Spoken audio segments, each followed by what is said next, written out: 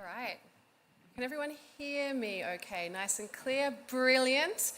Everybody, a very warm welcome to this really exciting event. I would say we're saving the best for last here on the last day at COP28. Very warm welcome to this event, taking forward locally led action on climate and nature, building partnerships and delivering change. And we'll really focus on that partnership and change aspect throughout this discussion today. I will shortly hand over to our good friend Peter Copper to deliver some opening remarks, but thank you all very much for being here. This is a really exciting event for my institute, the International Institute for Environment and Development, and many of the partners that we work with, including the Netherlands. And we will shortly launch a new grant that the Netherlands are giving to ourselves and partners to really transform and shape locally led action over the coming years. My name is Ebony Holland. I'm the Nature Climate Policy Lead at IIED, and I'm very honoured to be your moderator today. And once we hear from Peter, I will introduce you to our brilliant panel speakers as well. But for now, Peter, please come up to the stage. Peter Copper is with the Netherlands Ministry for Foreign Affairs and is going to say a few words to open up the event. Thank you.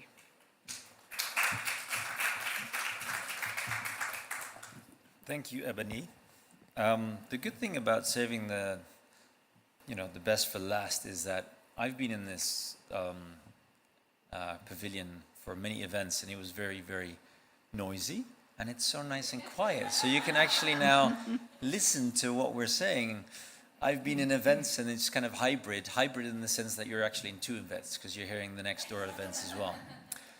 So that's a good thing. So there's multiples to this, and yeah, there's drinks and refreshments, so we can do some final networking before we all fly off again. But thank you so much for putting this together. Thank you for being here, and I'm really honored to be here, and I'm really honored to say that as the Netherlands, we're really committed to this agenda.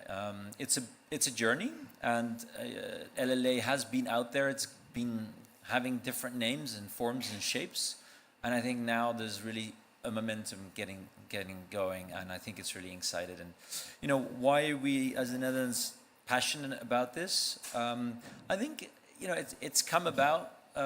We've organized the Climate Adaptation Summit in 2011, and the Global Commission put together a report, and really the LLA kind of came out of that, and we've been trying to be part of that community. And I must say it was also a bit of an uphill battle because some people find it scary and difficult, etc. I mean, it's not always easy, but we are passionate about it, and we're looking at really increasing our development impact. And I think you can't go around, if you're really passionate about that and you really want to do that, then I think you really need to take a closer look at LLA. So yeah, that's what we've decided to embark. We signed the LLA principles at COP26 in Glasgow, and I think signing them or endorsing them is one, and it's all about how to put them in practice, right? And I think that's what we're going to talk about today. So it's great to sign up to things. As the Netherlands, we don't sign up to everything, but when we do, we're serious about it. I don't think we're there. We're definitely not there yet, and we're keen to learn and experience how others are doing that as well, and to create kind of a learning journey. And in that regard, I'm really pleased to announce that the new partnership with IIED, worth 15 million euros for the next 5 years, to really create, forge new partnerships, create a learning environment on how to really scale that LLA. A lot of partners here are already there, and as the Netherlands, we've already been doing, some of our programs already have strong LLA folks. We have a Power of Voice policy framework where we're actually supporting a lot of different organizations. Some of you are here today already, HIVOS and CDKN, South North. We have a lot of partners that already are doing a lot of this. So I think that's really exciting. And I think, which is really good as well, to pay tribute to the fact that IIED has been pushing this agenda with many of you here as well, and that it's actually getting momentum. I mean, a couple of years ago, there wasn't a lot of, I think a lot of interest yet, or countries and organizations hadn't really signed up, and I think now we have 22 countries, so there's been a real push. So I just want to give a hand to everyone who's done that to make it work. And it's exciting. So there's some momentum in there, and it's really good to see that the World Bank has, for instance, an LLA action platform. The Adaptation Fund has a new funding window specifically for LLA.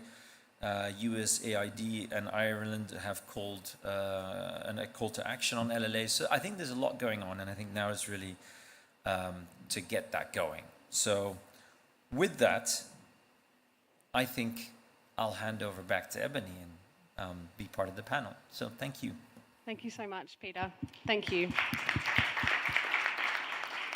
So Peter has already mentioned the principles for locally led adaptation. We're going to be hearing a lot more of those during the course of the next hour or so. But for those who perhaps are not as familiar, I do really encourage you to jump online, have a look at the principles. There are 8 of them. They look at different aspects of enabling finance and decision-making at the local level so that local needs, local priorities are really shaping the direction and the priorities of the funding. So really encourage you to have a look at that. I want to build on Peter's point around momentum. The principles now, as of this COP, have 122 endorsers, 126, I'm being told, sorry, which is really fantastic. And that's a combination of governments, funders, and NGOs. And those who have endorsed the principles are also part of an even larger community of practice that our colleagues in the room, WRI, World Resources Institute, have been really spearheading over the last few years. And so there's a real momentum building around locally led action. And I think for those of you in this room, certainly us at IID, we've really seen locally led points being discussed at lots of different meetings and events here at COP. And I think it's really incumbent on all of us to make sure that we avoid issues to do with LLA washing, and we really truly focus on what it means to be truly locally led in the efforts that we all support. So in terms of the grant itself, I'll just quickly mention the 3 areas that it focuses on, because it really does seek to transform efforts globally, regionally, nationally, subnationally towards more locally led practices.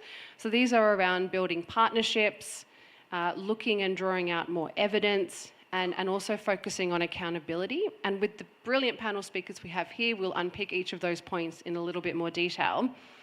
Before we get into the panel speakers, or the panel itself, I want to recognise that this grant that the Netherlands have launched today involves 10 partners that will work together in cohesion, and we've been working together for a number of years on this already, to really drive this work forward.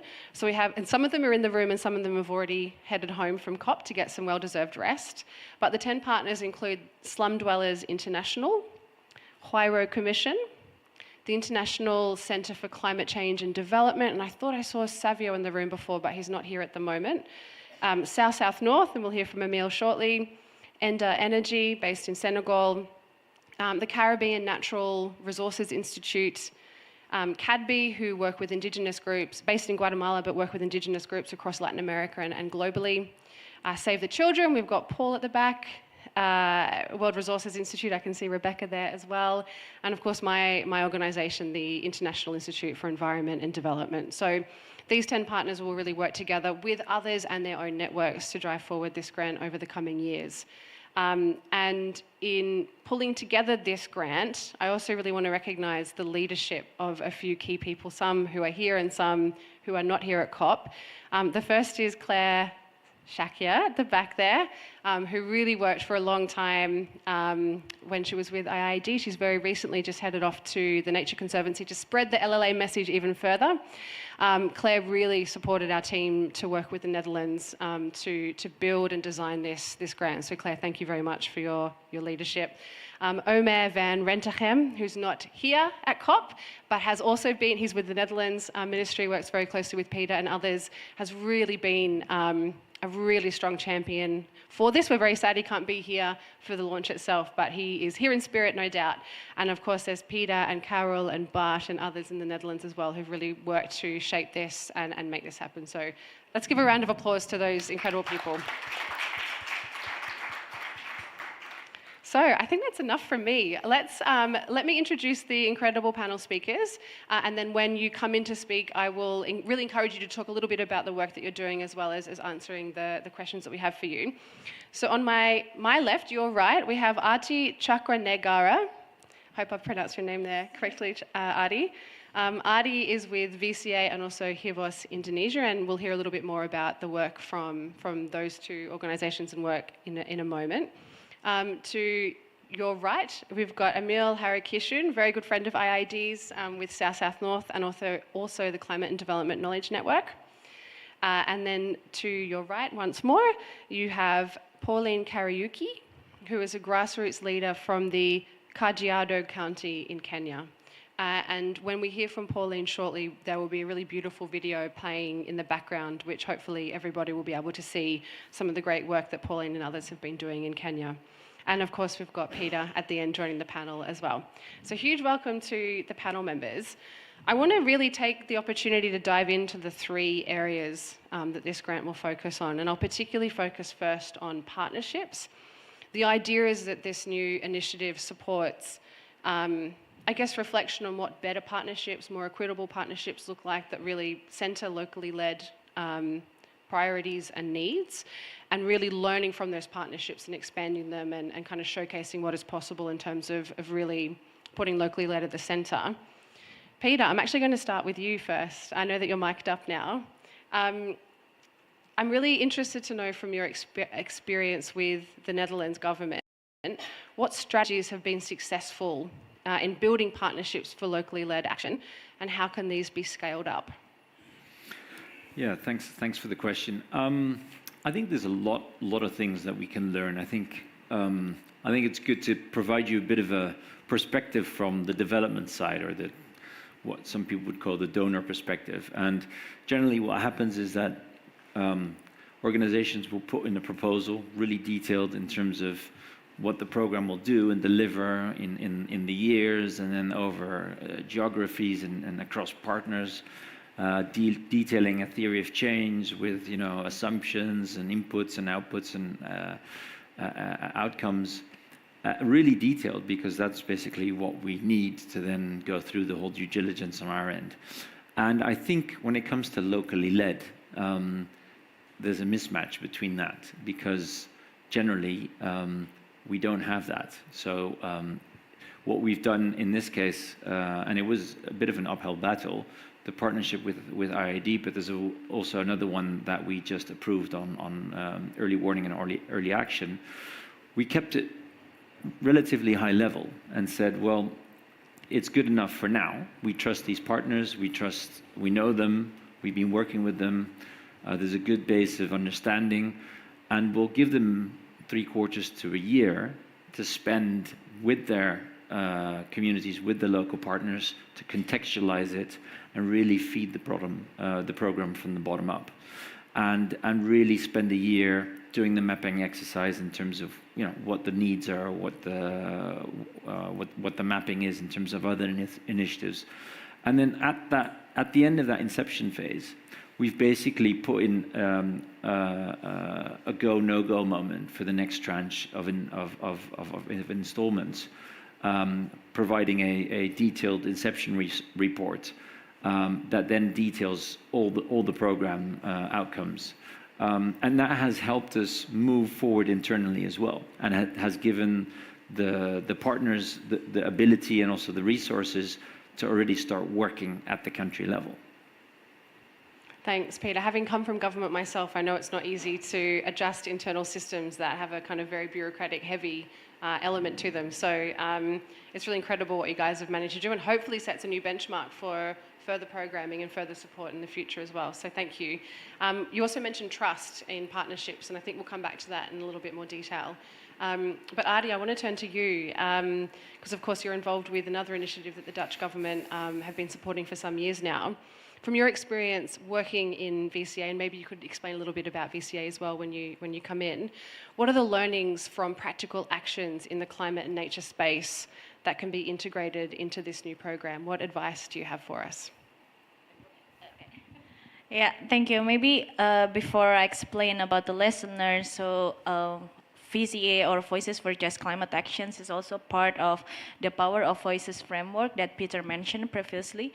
And it consists of initially 6 organizations, so WWF, HIVOS, Avino Foundation, South South North, Slum Dwellers International, and also Akina Mamau Africa.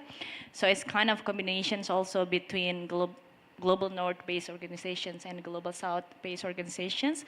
And up until now, I think we've been partnering, or we engage with more than 200 local partners, spreading in 7 countries: Bolivia, Paraguay, Brazil, Zambia, Kenya, Indonesia. And some of the learnings that it's not without a challenge. I mean, the leveling is a very various, global, national, subnationals, district and city, and also all of our local partners is also working in different areas, different teams.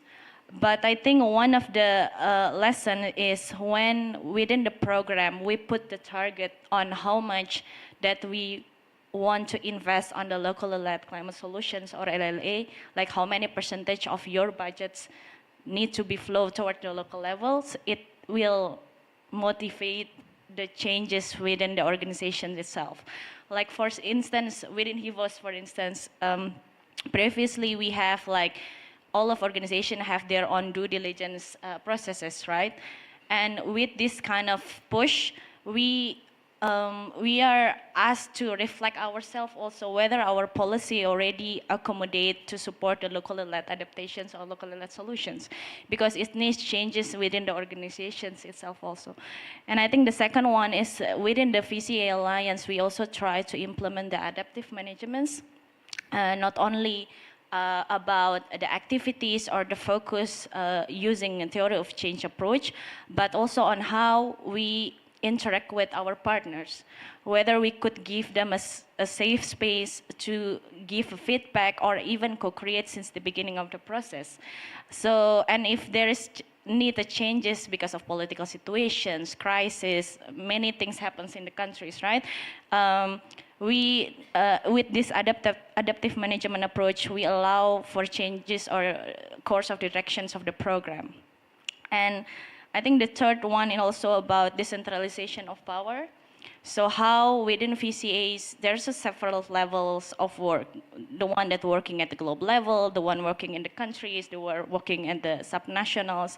And we really try, like for instance, in the global program component, we try to synthesize based on the work that country is doing.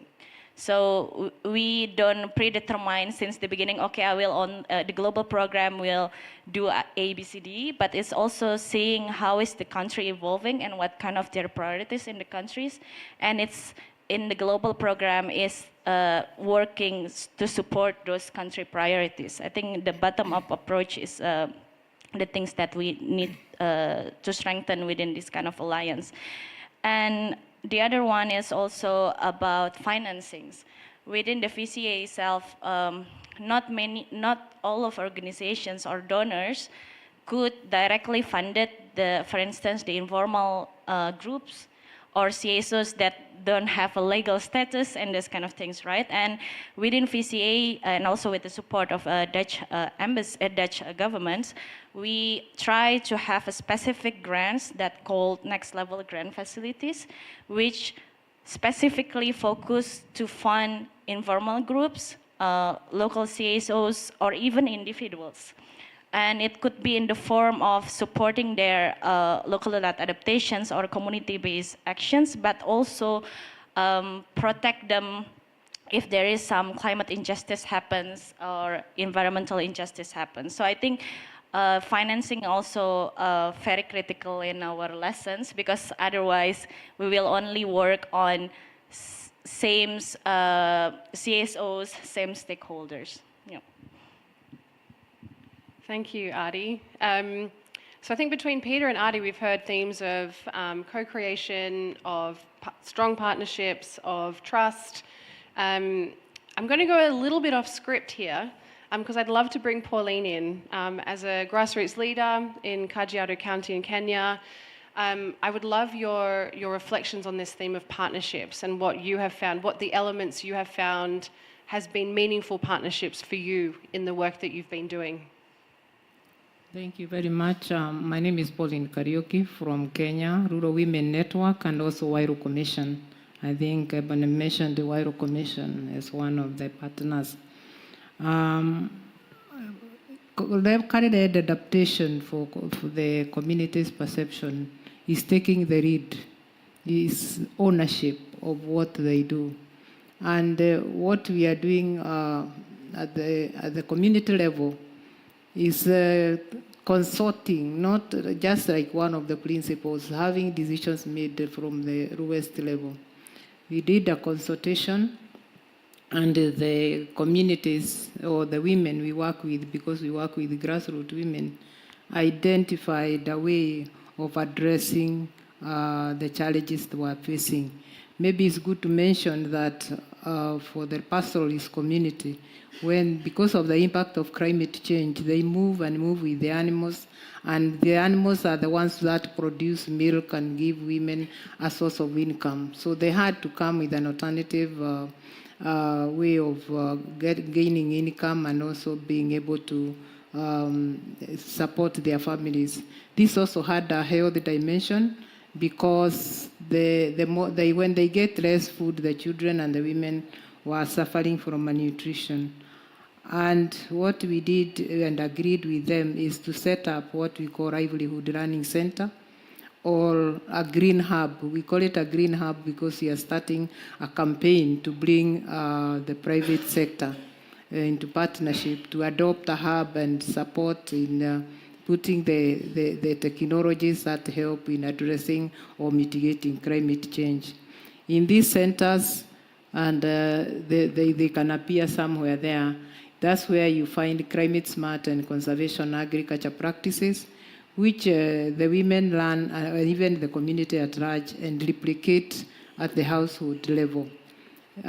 This because the area is so expansive, we could not manage to go to every household and establish a kitchen garden or a spiral garden. But when they come and learn at the center, they replicate. And this has given them that sense of ownership.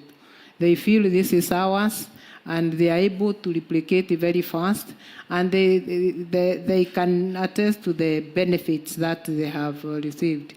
In terms of partnership and collaboration, and I think it's there in the principle, we have seen now this has become an entry point where the government is coming in, like us, we are working closely with the extension staff, and they come in and train these women on the way to plant different seeds. These women, most of them have never gone to school, but they can be able to do the spacing by measuring with a string, and they are able to go and do that back at home. Through other projects, the government has come in, provided hives for honey. They have provided equipment for harvesting pasture to store for when it is dry. They have even literally provided dehydrating equipment for vegetables. And this is very important because we had just started registering cooperatives where they can be able to sell their green vegetables. But when it is dehydrated, it's easier to store. So we have seen a collaboration and partnership because of this learning center. We have seen the communities come to appreciate this is a highly patriarchal society, where the women will not even go and address the men. But we have seen now we are working with a cohort of champions who are able now to negotiate with the elders, and they can see that when women are taking the lead, when women get the chance to access and make decisions on land, it's beneficial, and they are able to maybe we may not hear what is going on here, but one of the ladies is saying now they have the vegetables they can source for other items for the household, and that is really saving on their income. Thanks, Pauline. I think it's a really great and exciting example of where partnerships can really support and get behind what it is that local communities are really calling for, and hopefully we can come back to that example a little bit more shortly as well. Emile, I'm also going to go off script a little bit here because I think you guys have a really interesting approach to your partnerships. South-South-North is a global South-based organisation. You're both a kind of intermediary, a knowledge broker, a very strong partner for IID and many others. What are the kind of main elements to partnerships that you feel are critical for supporting locally led action? Yeah, great. Thanks so much, Ebony. And I know the initial question I was prepped on was on tools for shifting power dynamics, but I'm really glad you went off script because I was going to reframe the question anyway to speak more to what you just asked me. So thanks for that. And the reason why I was going to reframe it is I think when addressing power dynamics and speaking then again to South-South-North's approach to building partnerships is placing an emphasis on not just the what you do, but about the why you do it and the how you do it. And actually investing in trust building, both in terms of time and in money. Investing in processes where you can slowly build that trust with partners and start to move towards a shared vision and a common direction. And the reason why I emphasize that trust building takes time and costs money is that these are things that do need to be built into programs, need to be built into partnerships. If you say you value people's voices, for example, then language justice is incredibly important.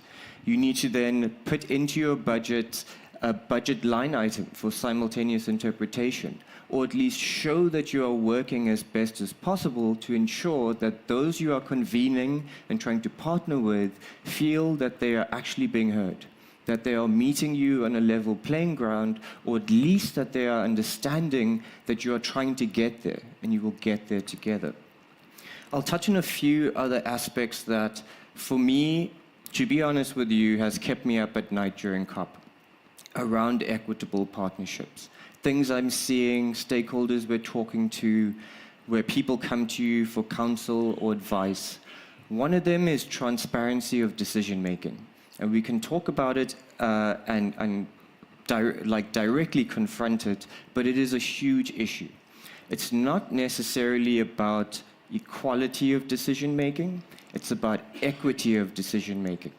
People understanding how decisions are being made, understanding the implications of decisions, and having the right capacities and capabilities to identify the decisions that matter to them, and having then the capacity and capabilities and the door opened to influence those decisions.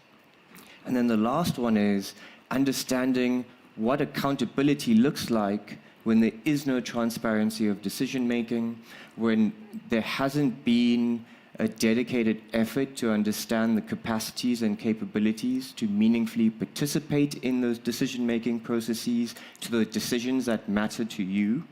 What happens? And I think when you go through the process of investing time and money into the transparency, into the capacity and capability aspects of it, and a clear understanding of the accountability, you start to build trust.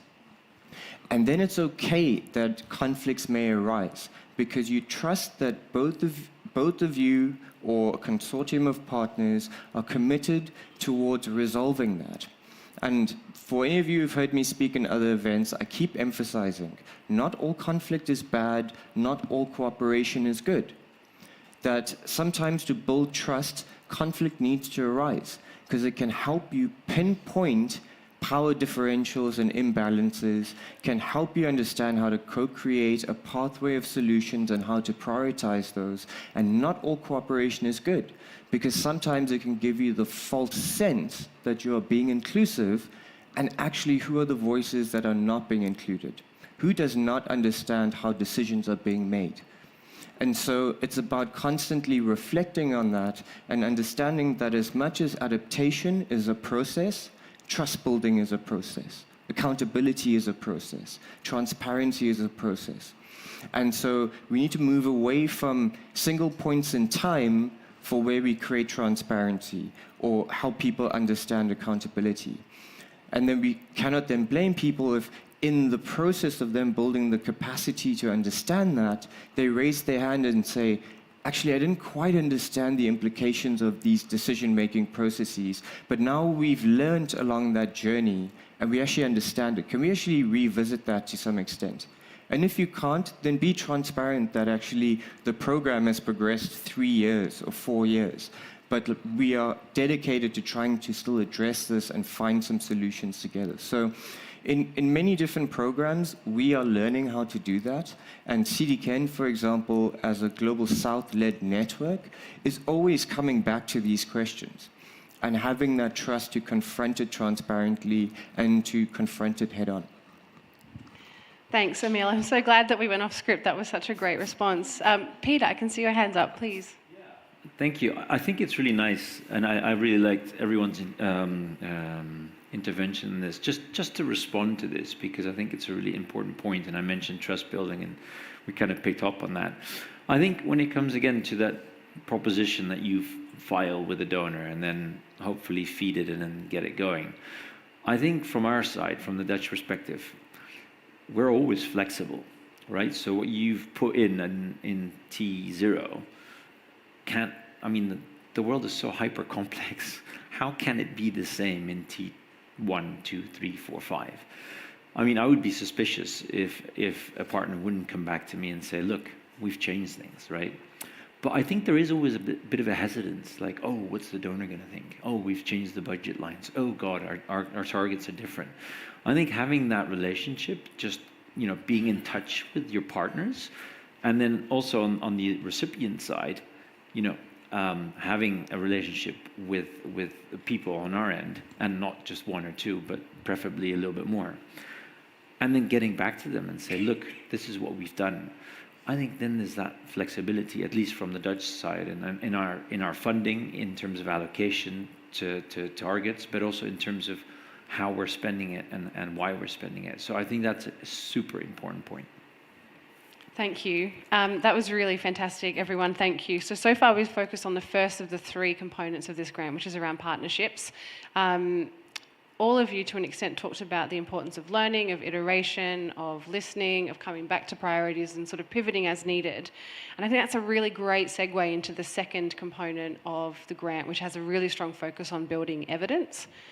And there's a lot, we could spend an entire, I would say this from a research organisation side, but we could spend an entire event or day talking about research around LLA, but I assure you that we won't do it right now. But it does bring up critical issues like how local communities perceive the principles for locally led adaptation. Does it resonate with their own view on how things should be run? What tools or what is needed to really sort of review and gather evidence in new ways that perhaps really prioritise the perspective from the communities rather than from others in the funding or decision-making chain. Pauline, I want to come to you, and I'm now back on script. Everyone will be very pleased to know. I'm interested from your perspective, Pauline, what are the challenges and opportunities related to community perceptions of locally led adaptation? I think the first challenge and the major challenge is resources, because the communities lack or they have inadequate resources. So it's not that they don't have resources at all, because they have the indigenous knowledge. But to actualize this, they need resources to do so. Even to set up the learning center or the hub, we received the funds from Community Resilience Fund managed by Wairu Commission. They also have the fear of the people coming in overshadowing their indigenous knowledge. So sometimes you find there is more like not really a conflict, but there is some misunderstanding as to who takes lead of what. That's also a challenge. But there are opportunities also, like capacity building. I know some of the places where we visit, we have gone, because now we have established almost 5 hubs. Some people don't even understand what climate change is. They can see they are experiencing this change, they are drought for 3 years, but they don't understand what it is. So that is an opportunity in terms of the one of the principles that we need to build capacity. We need to have people understand the situation. Then we have collaboration and partnerships.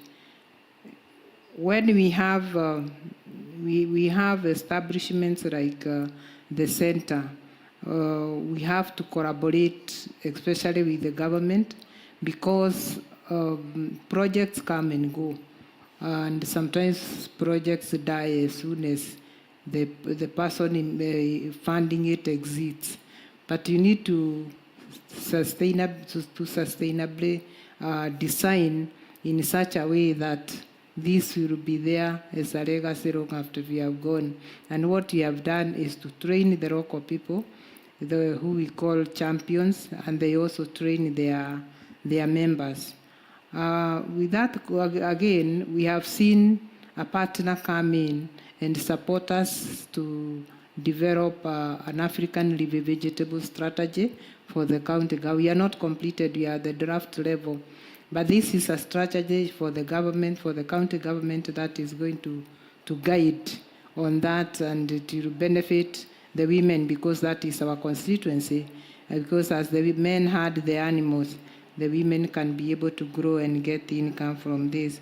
Then the other opportunity is policy support. We need to have women included in the decision making so that they can shape the conversation on policy, not just as beneficiaries or targets, but partners who can make decisions and not just passive listeners at a decision making table. Thanks, Pauline. I think actually you've just almost in your response there touched on all 8 of the principles for locally led adaptation, much more concisely than I've definitely been able to do. So thank you for that example. I think particularly your last point there around shifting the language and the framing of being beneficiaries to being partners is so critical in this space, and I think it's a really overlooked issue. So thank you for raising that as well. Emile, I'm going to go off script because you changed the question that I was going to ask you, and that's all good. But you've been really involved with the Resilience Hub at COP. It's been a really fantastic schedule. I know that a number of those events had a focus on locally led issues, and I'm wondering if through your, I'm expecting you didn't see every single event at the Resilience Hub, but the ones that you have seen, what are you seeing in terms of new ways of gathering evidence for or to support locally led action through some of the different groups coming through and supporting events at the Resilience Hub? Great, thanks so much, Ebony. And South-South North also leads the Africa Hub. Of course, ICAD leads South Asia, and Avida lead Latin America and the Caribbean.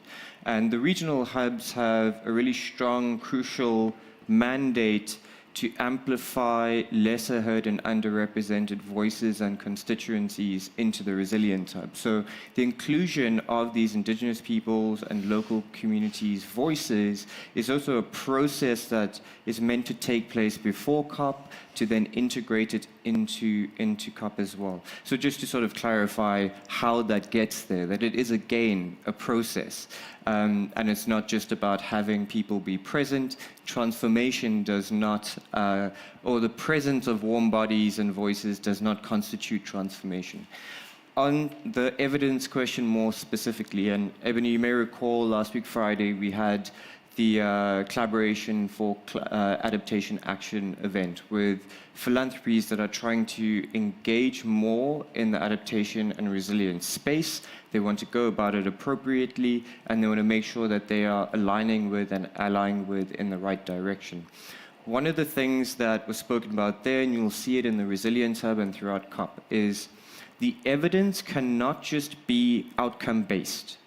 So, of course, when you're looking at theories of change, for example, which is an outcomes-based approach in how we design our MEL frameworks, etc., that actually we need more process-based indicators that allow us to understand what evidence is also of value to communities and local level actors. I think there's a lot of movement in these spaces, and I think what may result from this is not necessarily a silver bullet, but rather again an understanding of how different principles and approaches relate to the kind of evidence that matters to local communities. I think Slum Dwellers International has also done a lot of incredible work around this, where for invisible urban communities, urban poor communities and informal settlements, where local government doesn't collect any data about them, they have started to collect their own data, their own information to help them with their own planning. And so there are examples of this in many different parts of the world, but how can we learn from what is happening in those sorts of situations around what communities are doing to gather their own evidence, to make their own decisions, where they are being left behind and are invisible. And as a global community, as regional organizations, how do we ally with that? How do we amplify that? And how do we make sure, crucially, that it starts to link to finance? And we start financing that more, so that communities can be supported in that process of gathering this information for themselves. So it needs to speak across multiple levels. But I'll leave it there, Ebony. Thanks, Emil. I'm going to move us on to the third pillar of accountability. But before I do, Peter, Archie, would either of you like to reflect on it or share any of your thoughts about the evidence for locally led action? Archie, please. Maybe just adding a bit. So we just came back also from the field and discussing some principle of LLA with our communities. And one of the came up from those processes, I think, even with the term itself, because building up from Paulin mentions about language, we already put kind of specific labels for LLA, right? It's more on the adaptations. But when we go to the communities, there's no such thing like that. They're all of the livelihood, mitigations, adaptations, developments, poverty reductions is, in one basket. So I think the language or how the process we collect the evidence and also is important, because why they are the one that need to adapt their language to our own knowledge, but we are the one that have extra resources, have more privilege, right? So we are the one that need to adjust ourselves to the community. That's the first one. And the second one is what evidence that we consider. I think with all of the knowledge from, like, for instance, from traditionals, community, from indigenous peoples, in these academicians and scientific things, we kind of already set a bar what we consider as evidence, right? But for them, all of the experience, all of that they felt, the emotions that they feel when they are navigating their life, it's also evidence. So how also in the process we need to try to raise awareness, to change our mindset and critically reflect on our blind spot and bias also when we talk about evidence. Yeah, that's. Thanks, Adi. Peter, anything to add to that? Maybe really short, that I think it's indeed language. What the donor would consider evidence could be something completely different at the local level. So I think that's where things also might get lost in translation. So just to be wary of that, when we're talking about evidence, also programmatic evidence, how then, translating that both ways. And also the learning. So as Emil said, the process can be a great way of showcasing the evidence. And I think one other point I would make is, on our end, we have certain result frameworks. We need to report them to Parliament. It's public spending, right? We need to show the public and our Parliament what we've been doing with that money. So kind of designing that, and then it comes back again to my very first point in terms of that inception phase. It's really key to kind of get that result framework right. Sit down with people on our end and kind of see how you can tweak some of this result frameworks, evidence that you're gathering as you go. Amazing, thank you. Pauline, please go. Yes, I just wanted to add on the language because grassroots communities do very good work. They do wonderful work, but they don't have that language to package and communicate the language the donor wants, and they end up losing out in the process. Like, for example, I hear this word co-creation all the time, and I'm like, what are you creating? But it's a new thing and it's being used, and I may be expected to use it. I can't use what I don't know. I was sharing with Alisa and I said, drop the jargon, let us communicate the language that we can understand, so that even the funds can be accessible to the grassroots groups. Thanks, Pauline. I think it's a really great way to round up that discussion on that second pillar. Thank you. I'm going to move, we've got about 15 minutes left together, folks. I'm going to move on to the third pillar, which is around accountability. Then I'm very happy, and I'm sure the panel members are as well, to take some reflections, some questions from the room, and then we will wrap up and enjoy some lovely drinks and some beautiful food as well together. But for now, I want to hear from the panel around this third pillar, which is around accountability. This is a really strong focus for IIED at the moment, really how you turn endorsements into action, endorsements of the principles for locally led adaptation into action. And certainly this Netherlands grant provides us an opportunity to really support that and do more thinking and work around that. And going back to what we were talking about before, how do you avoid the issue of LLA washing? Really ensuring that there's high integrity in efforts that are seeking to support locally led action, and how do you transform models of learning and reporting as well. This is a really big topic. This is really a question for all of the panel members to answer from your own perspectives. But how do you turn endorsements of the principles for locally led action into action, and how do you share successful stories and examples of that across the community to really keep that momentum up? How do you really focus on keeping accountability to those who have committed to live and breathe these principles? I might, Archie, well, actually, who would like to start first? Would anyone like to come in? Maybe I can come first. I think the first and foremost is to disseminate the information so that the people you are dealing with, they are aware of what you are saying. You cannot talk of accountability if the people you are working with are not aware of how to hold you accountable and for what. So I think sharing information, having them on the decision-making platform, so that they are able to monitor if it is a project, they monitor what are the funds, what is the implementation, when and a feedback mechanism where you can be able to get issues on how things worked, what did worked well, what didn't work well. Thanks, Pauline. Artie, do you want to come in? Yeah, I think it's quite tough questions, but some things that we could have, like Pauline mentions about learning, because all of this I think is a learning process for everybody, not for the financiers only, but also for the intermediaries, organizations, but also for the community itself, right?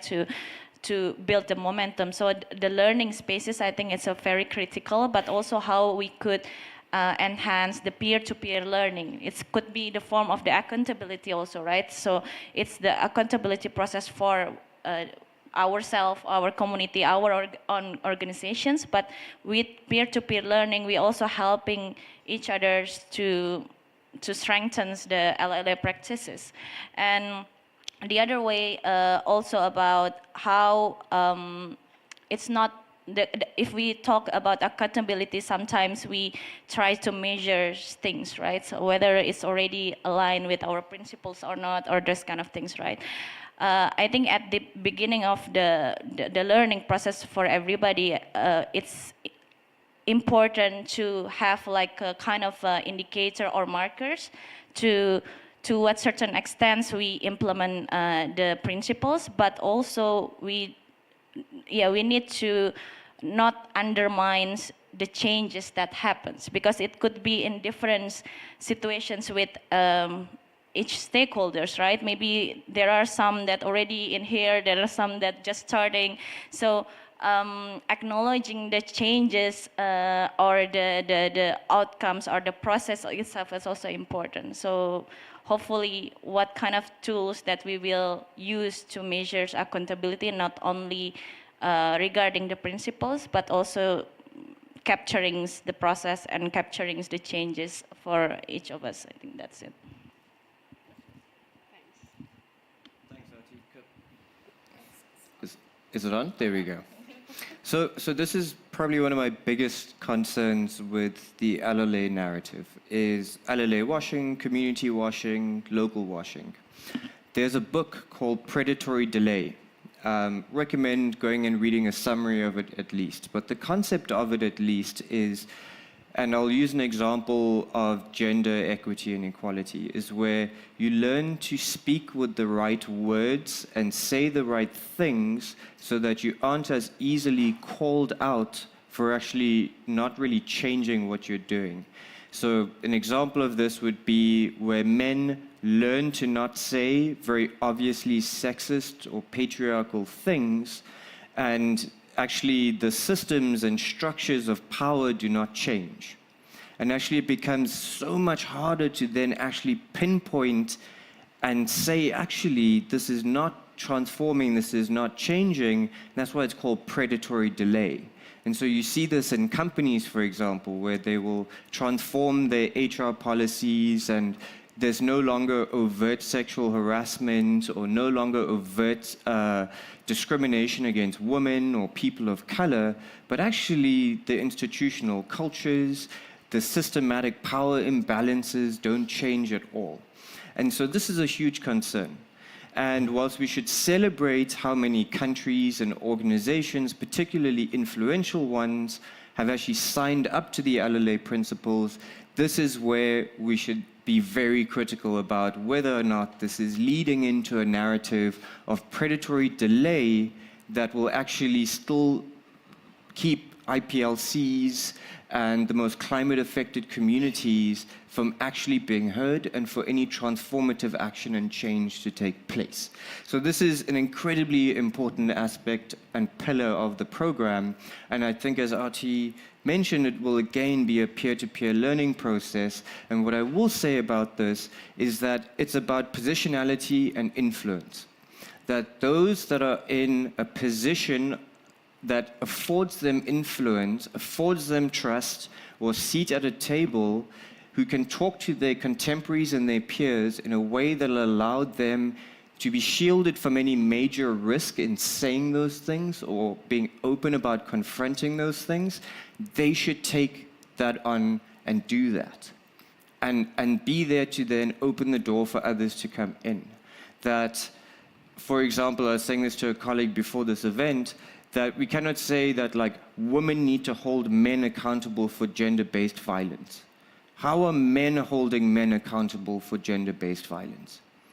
And so again, I think this is where that positionality, understanding influence, understanding again, where do you fit in the ecosystem of players that are all trying to move in this direction, and what can you say and do that others might not be able to do, but you know that it needs to be said and it needs to be confronted. And again, it will be a journey and it will be a learning process, and we will make mistakes. But again, it's that trust and that honesty with one another to be able to say, I think you could have done better there. And so can we actually just have an open discussion about how we can do better next time? Because I still am highly invested in your success. And I don't think you're a terrible person or a terrible organization, but that's at least my perspective on it. And it's like this predatory delay aspect, again, one of those things that keeps me up at night. Like one of my colleagues said to us in our strategy meeting, the world will be destroyed by a lot of good people working on the right thing in the wrong way. And so again, it's like always asking, are we doing it the right way? I think we're working on the right thing. Are we working on it in the right way? I feel like that is such a great call to action for the 10 partners working on this grant with the Netherlands and the full community of practice around LLA, because I share your hesitation. I welcome more energy and momentum behind the locally led action agenda, but I share your concern personally that this is a real risk at the moment, and I think it's incumbent on all of us in the spheres of influence that we have to really be bold and honest and have those types of trust-based conversations that you're describing. Thank you for raising that. Peter, anything from your side on the accountability? And then we will come and see if there's any comments or questions from the floor before wrapping up. Look, I think this is, indeed, the hardest part. I don't know what I feel about the word predatory delay, to be honest. I don't know if that's the right wording. I mean, I think there's free riders in every space that we're in. So I think it's a hard nut. I mean, as the Netherlands, we struggle. We've put this partnership together because we need partners, also to kind of feed back into us and have an honest and frank conversation and say, you could be doing better. But I think there's also hesitation, and quite frankly, the hesitation within our own government, with our own ministry, in terms of how are we going to do this? Are we going to be scrutinized if we're not doing it well? And I think we're trying to lead the pack, but also there's a hesitation like, oh God, we're going to be like bashed because we're not doing it right. So there's that fear within the organization as well, and I think we should be conscious of it. Not to say that we're not receptive to feedback. I think it's just the honesty that there is that element there. And I think understanding whether or not there's true sincerity to it. And I think, you're talking to someone who's representing the ministry. There's different blood groups within the ministry as well. It's not like one person. It's not like I represent the entire ministry. Well, I do now, but it's not like...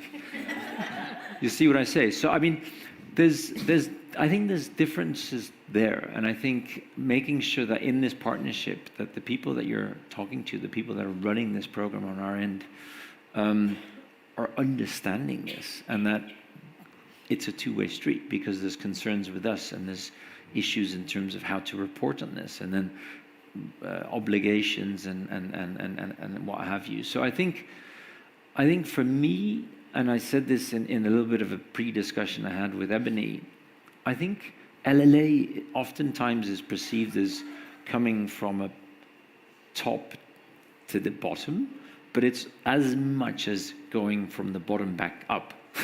And that's where that circle kind of gets in, that having an understanding of, well, yeah, this is not working for us, right? And having that kind of frank discussion. So, yeah, I think I haven't solved it. No one has, but I think it's really about getting a flow of conversation on language and trust, relationship, open to critique and feedback, having that there. Thanks, Peter. And in fact, some of the work that we're doing in IIED at the moment is looking at this exact issue, how to have, we're calling it scorecards, and we're piloting it at the moment with a number of partners in this room around really kind of assessing how the partnership is working to support locally led initiatives, looking primarily from the community perspective, which is often missed when you're thinking about accountability and measurement and reporting processes. And so hopefully this is a tool that can be refined in partnership with those who'd like to do so as an option to really kind of pull apart and put back together the accountability around this. I think, Pauline, you're going to come in. Yes, and thank you, Peter, for the bottom up. That is a slogan in Kenya. I'm not picketing, don't get worried. I just wanted to say that we are always saying leave no one behind. But if this group gets outside, there will be people behind and others in front. In the development world, the grassroots women are always behind. Some people have to whisper what is happening because they are behind there. Let them be in front, let them be beside, so that they can hear what is happening. Anil will help me. So that is a message. Thank you, Pauline. I'm through with my picketing. we're just running on time, and I'm going to go a little bit off script again and see if there are any questions or comments from the floor. Before I do that though, when we come back from those comments or questions, I want to do one quick, really rapid round through the panel speakers with one final question to close us off. And I'll tell you the question now so you've got time to think about it, because you don't have it in front of you on the information we sent you. But that question is, this is a 5-year grant. It's focused on locally led action and really transforming the power dynamics around that, really building trust and equitable partnerships, focusing on influence and encouraging more to get on board with genuine LLA efforts. In 5 years' time, which is the time horizon for this grant, where do you want to see the LLA movement being? What would be success to you for the LLA movement from your own perspectives in 5 years' time? So I'll leave that with you just to think about while I turn to the audience and see if there's any comments or questions based on what you've heard or based on your own experiences with locally led action.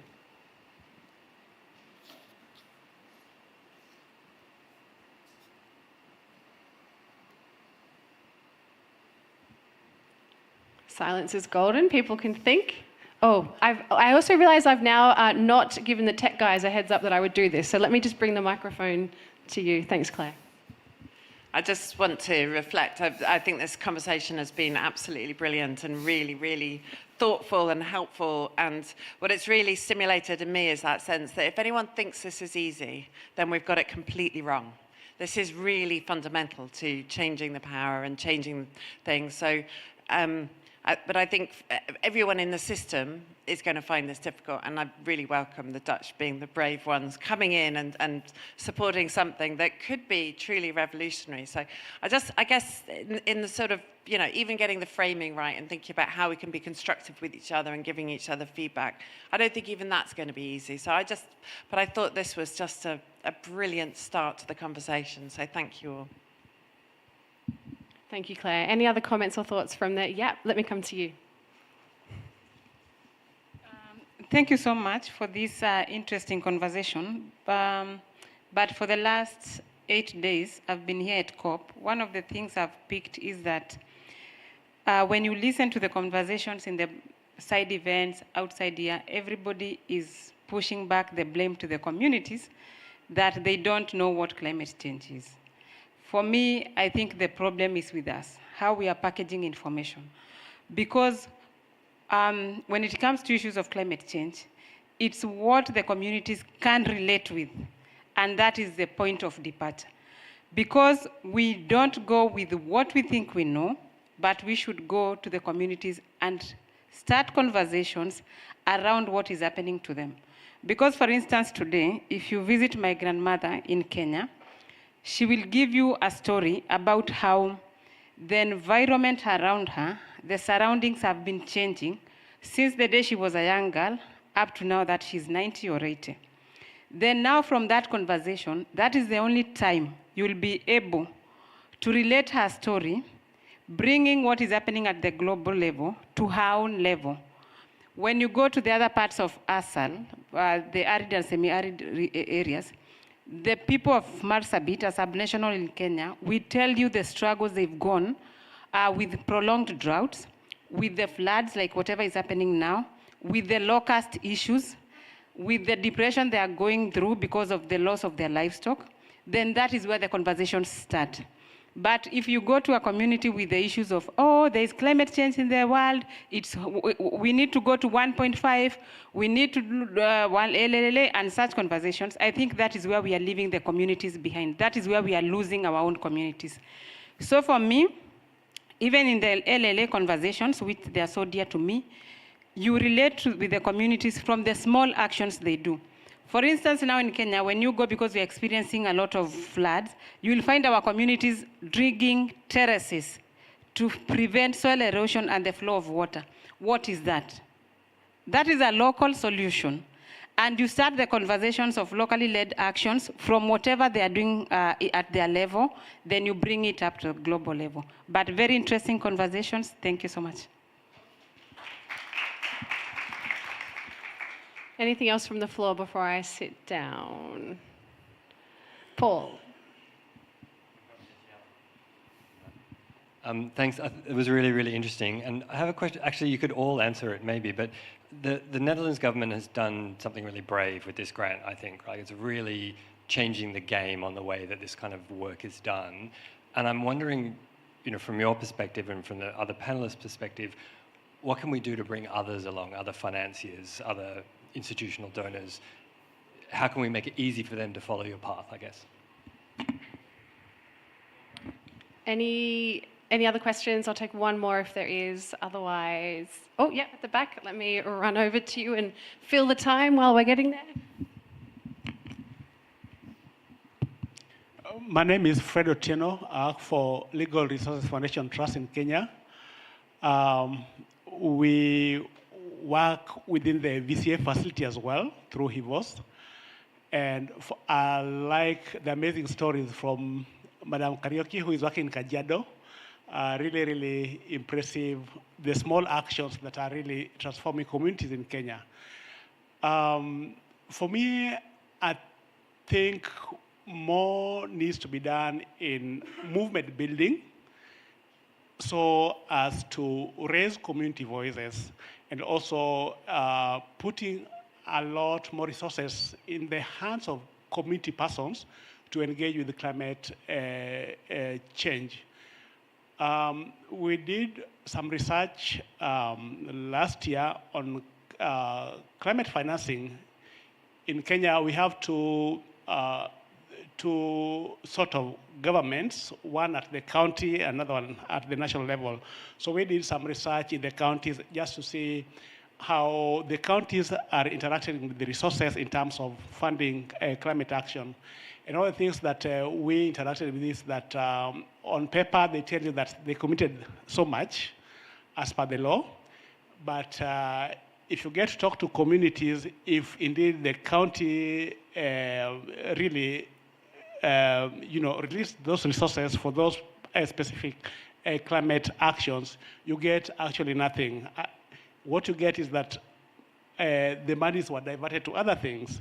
So if we are able to build movements around climate justice, then we are able to also give communities knowledge on how to monitor how these funds are being used, because we can't be setting aside funds for climate action that get diverted to do the other things that are not really reflecting on how to help assuage issues around climate justice.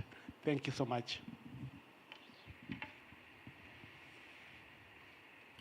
Okay, folks, we're on borrowed time, which is my fault as moderator, but we've just heard some really great points from the floor around a transformation or a complex revolution, if you will, around my interpretation of your kind of point was around making sure that the system bends and works for the community rather than the other way around. And you gave the great example there of your grandma, and I think that's a really important point that we can all leave with here today. We talked about how to use influence, about how to kind of hold our peers accountable, in whichever peer relationship that we have, and around climate justice, around making sure that the finance committed for certain things truly does actually reach that area. So some really great reflections from the floor. As you respond to the question I set you around what success looks like for LLA in 5 years' time, noting, of course, it's not an outcome, it's a process, and it will go on much longer than 5 years.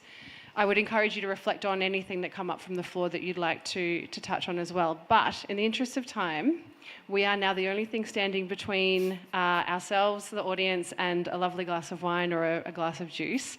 So I'd really encourage you to be short, 30 seconds if you can. Archie, we'll start with you.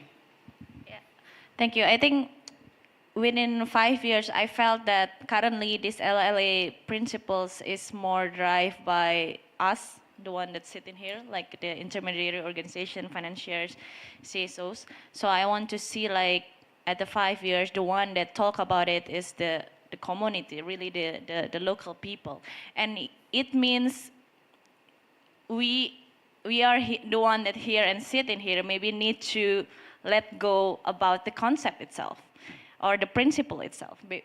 Because if we really put the community in the front of these processes, the principles could change. The principles that matter for community could be different that now we talk about, or even the names itself, or the LLA itself, it could be different. So yeah, that's things that I want to see in 5 years.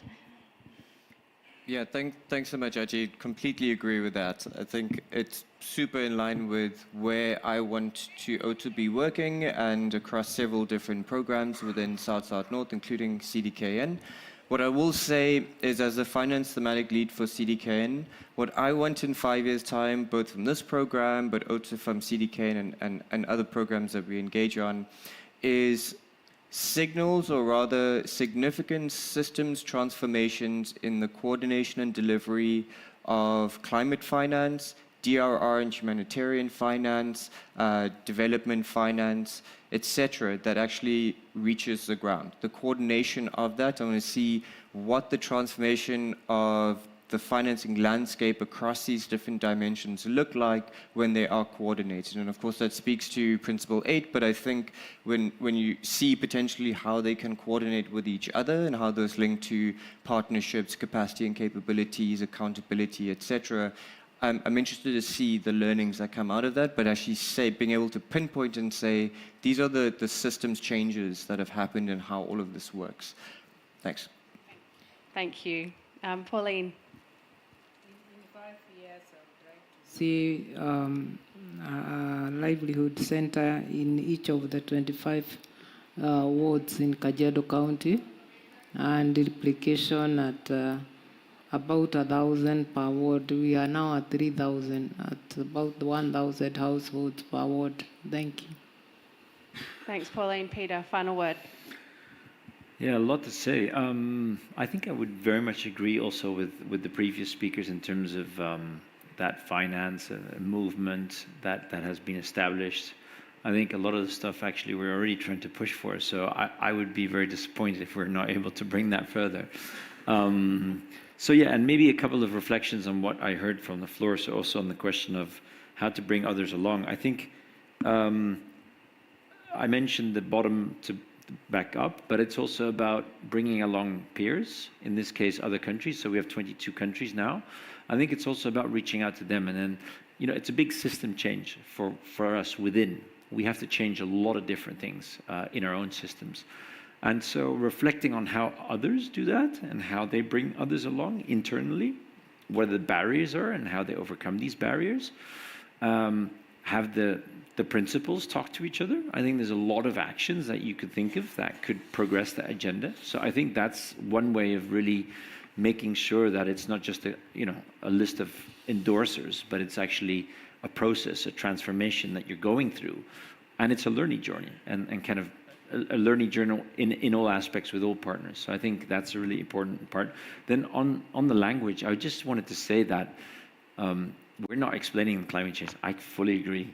I mean, in the Netherlands, we have riots with farmers that are just extremely angry because we're not explaining it in a right way. And when I say we, it's the government. So I think the language thing is a very big issue.